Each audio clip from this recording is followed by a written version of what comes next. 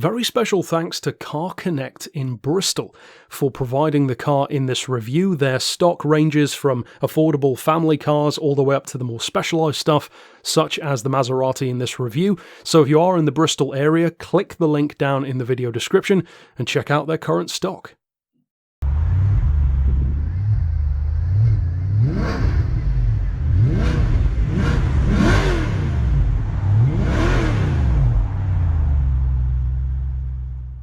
The effects of time on a performance car are a fascinating thing to look at. You can have two cars from the same year. One car will be called things like long in the tooth or dated, and another will be called timeless or ahead of its time or a modern classic. It's kind of funny because they're pieces of metal, and yet it's absolutely true. Two cars can age and date very, very differently to each other. And of course, when you're talking about that as just a car fan, it's very different to being a potential buyer. And of course, my on-the-road reviews are geared towards that class of people in particular. Not just car fans, but people who are actually thinking about buying one.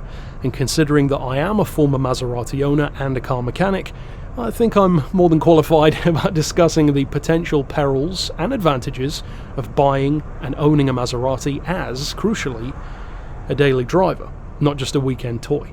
Now, I'm not going to go fully into a comparison video or a showdown between my Maserati and this one, although I may do that in the future because they are in a similar price bracket these days. For now, we're looking and honing in more on this car, a 2002 Maserati Coupe. Now, of course, Coupe is a relative term. Maserati has made loads of them. The Gran Turismo's a Coupe, this one's a Coupe, its predecessor was, even way back in the day to stuff like the Cams in, it's also a Coupe. So more specifically, this is in fact the 4200 GT. Now, the interesting thing, one of the crucial differences when it comes to the setup and the spec and the engineering between this car and the one which came before it, the 3200 GT, is that the engines in those two vehicles are way more different than you'd think. You'd assume, understandably so if you didn't know any better, that, well, one's a 3.2, one's a 4.2, that's true. Then you probably think, well, if the 4.2's a V8, then chances are the 3.2's probably a V6, which kind of sounds like a little bit of an under-par Maserati. But that's the interesting thing. The 3200 GT actually is not a V6, it's a twin-turbo V8. This is a naturally aspirated V8.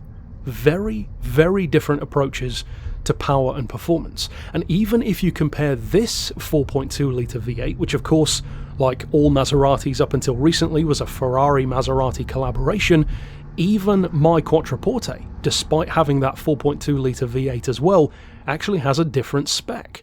This is less powerful than the 2005 Quattroporte, despite having the same engine size and even the same Cambiocorsa style gearbox. Now, I have thoughts on the Cambiocorsa gearbox, that's for sure. It was one of the issues that my car had. I hear better things about the ZF of the later models, and this 4200 GT was in production for longer than just up until 2002. If I recall correctly, I think they continued it until around something like 2006, I think. That may have been in the Grand Sport form though, so that's worth double checking. As far as finding one, the better prices, not too surprisingly, do tend to be on the earlier machines. Like this one, 2002, it's about a 10 grand car. That's incidentally more than I paid for my Quattroporte, which was a newer machine but still more affordable, partially because you find more Quattroportes for sale than you do these. So, just before I get into the potential and certainly realistic perils of owning a Maserati and using it as a daily driver as I did, let's talk about the good stuff first. Stuff like the looks, the sound, the performance, what can you actually expect? So what is it like in that regard? Well, I actually found the comparison fascinating between this and my car, because of course there are certain things you would assume would be different. One's a larger 4-door, 2-ton limo, and one is a 2-door, 2+2 GT. With 385 horsepower, this is just under a 180 mile an hour machine, so slightly quicker than the Maserati Quattroporte, which is also over a 170 mile an hour saloon.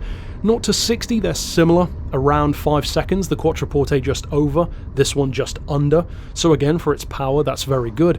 But one of the things that I knew would be very different even before I drove this car was the weight. It's a good 300 kilos lighter than the Quattroporte, despite the fact that they both have 4 seats. So for the sacrifice of 2 doors and a little bit of length, you actually get a huge advantage in weight. And trust me, you can feel it. Now, the interesting thing about the 4200 GT is even though it's smaller than the Quattroporte, which is a relative term, it's kind of like saying one cruise liner is smaller than another, it is still big for a coupe. It's actually a full foot longer than the Porsche 911 of the time, the 996 shape. A foot longer is a big deal. But the interesting thing is, it's still not as spacious as I was hoping. Now, I believe the Gran Turismo is a more spacious option, but they tend to be a more expensive option as well, even in their used form. So as far as that space goes, which of course is something that I always like to discuss in these reviews, since I'm a bigger guy, I need more space in my car, what are my thoughts on this one? Well, I actually have a very interesting and specific thought as far as if you are a taller guy. Not just a big guy, but maybe just a taller guy, you know, a lanky guy, let's say. I would strongly recommend that if you must have a 3200 or a 4200 GT Maserati, really look for the open top. The convertible, or the Spider, has such an advantage for obvious reasons in headroom, it could well make all the difference. Because I will freely admit, as, you know, a Maserati fanboy, that the headroom is not good in this car. I hit my head a couple of times driving it, just going over small bumps, and that was with the seat in the most copious position it could be in.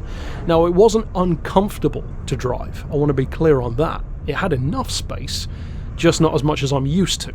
Being in a Quattroporte half the time and a Touareg the rest of the time, they're much bigger vehicles. As far as those rear seats go though, well actually that's one of the better things about the 4200. It's a proper 2+2. Now with me in the front, it's more like a 3-seater, but with an average sized person in their driver's seat, you can easily get a couple of your kids in the back, which makes it a more than usable 2+2 everyday GT if you want it to be.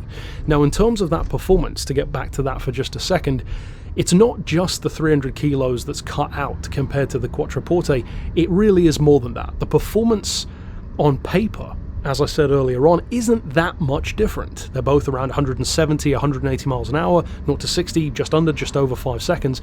It's the cornering and the responsiveness which really changes between the two cars. Now when I drove the Quattroporte, in particular after the Touareg V10, and to be clear, I like the handling on my Touareg, the Maserati is just a different league, and of course it is. It's an obvious statement, but when you actually experience it, it makes that statement more real. It's such a sharp handling car, it feels nothing like a 2-ton limo.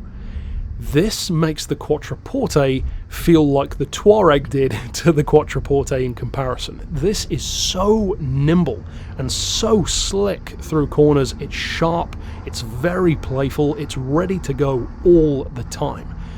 But that is a crucial point in my review that I'm going to come back to in a second in terms of who should and shouldn't buy this car. But to stay on point for just a second with that handling, everything about this machine, the brakes, the throttle, and I'm not just talking about acceleration, I mean actual pedal response, the steering itself more so than the handling, everything is razor sharp. The car is on it, dead set, focused all the time. This car never lets up, it's never not ready to play, it always wants to go. It feels like a borderline, you know, cup car on the street, like a weekend racer. It wouldn't surprise you at all if you got in and had a bucket seat and a roll cage. It feels like that kind of turned on attitude that the vehicle has, ready to race all the time. However, to go back to my point about a potential buyer, that is the biggest crucial difference between this and the Quattroporte. The Quattroporte is very impressive through corners. It's phenomenal, in fact. And one of the reasons why is that even though it's front engine, it actually has more weight over the rear. It's like a 49-51 bias. For a 2-ton limo, it's fantastic, but it's good in a smooth way. It's controlled, it feels as big as it is, but not as heavy as it is. This car feels smaller than it is, feels lighter, which is fantastic for performance, but for certain drivers, I believe maybe, for instance, an older gentleman who's looking to use his Maserati a lot, it might actually be too playful for you. Now, if you're a younger guy, you'll probably absolutely love it. I tend to have a little bit of an old man's mentality when it comes to my cars. I kind of like big, lazy, smooth power. I mean, Touareg, Maserati Quattroporte, of course I do. This one to me is a lot of fun, but it also demands focus all the time. And I'm sure that if I compared it to something like a Lotus Exige or an Ariel Atom, this would feel sedate.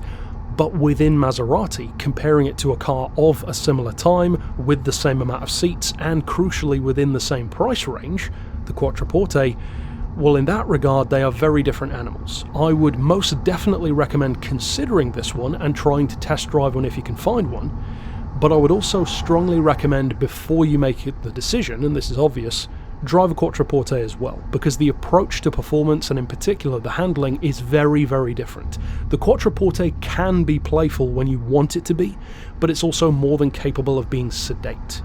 This car is hotter, the cabin gets a lot warmer, the engine, the smells, everything is more visceral. It feels like, as I said, it wants to play all the time. That could get tiresome for a potentially, older driver who just wants something that's more of a comfortable long-distance GT.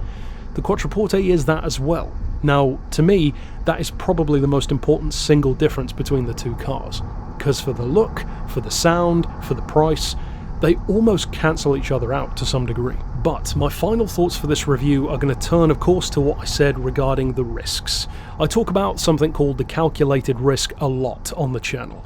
The cars that I've owned have certainly been calculated risks. So far I've had a great one with the Touareg V10 and a not so great one with the Quattroporte, which I ended up selling because it was unreliable.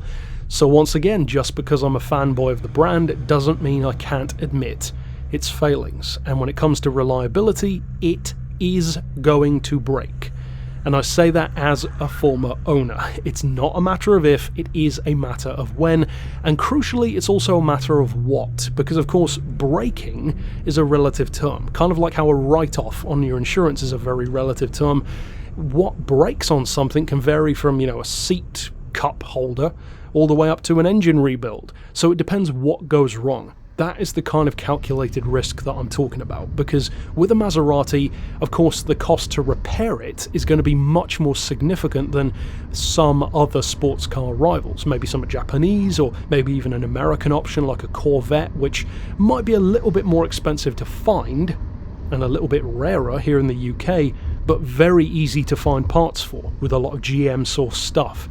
So with a Maserati, of course, even though it's 20 years on, or close enough, it's still an exclusive car that shares a lot of Ferrari tech, so you've got to be prepared for that. Contrary to what certain people would probably say about a Maserati though, there are plenty of people who would say, well, if it's that unreliable, or even potentially unreliable, well, why would you even try it in the first place? Just avoid it at all costs and get something that is a better option.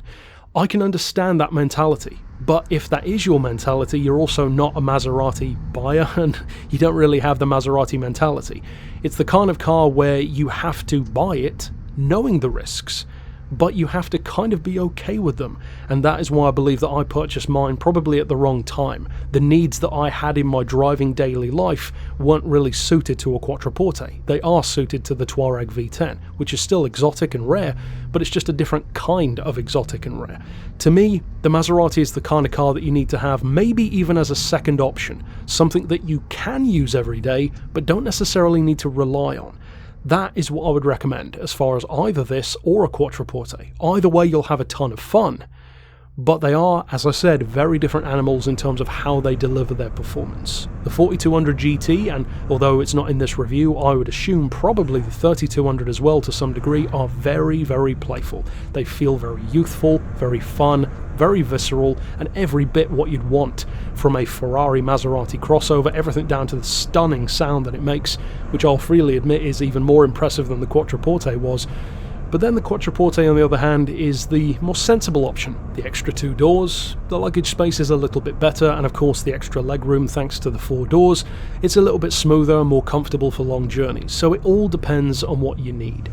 If you're worried that much about the reliability, I would recommend don't get any Maserati of this time, because it's too much of a risk for you. If you're willing to take that on, kind of like a beautiful work of art that has a slight risk of catching on fire every so often, Do you still want the painting on your wall and take that risk, or would you rather go for something else? That's the choice that you need to make. Overall though, that's it for my thoughts. Of course, if you're new to the channel and want to check out my other reviews, including for the Quattroporte, then click here on screen and stick around on the channel for more in future. But for now, as always, thanks for watching.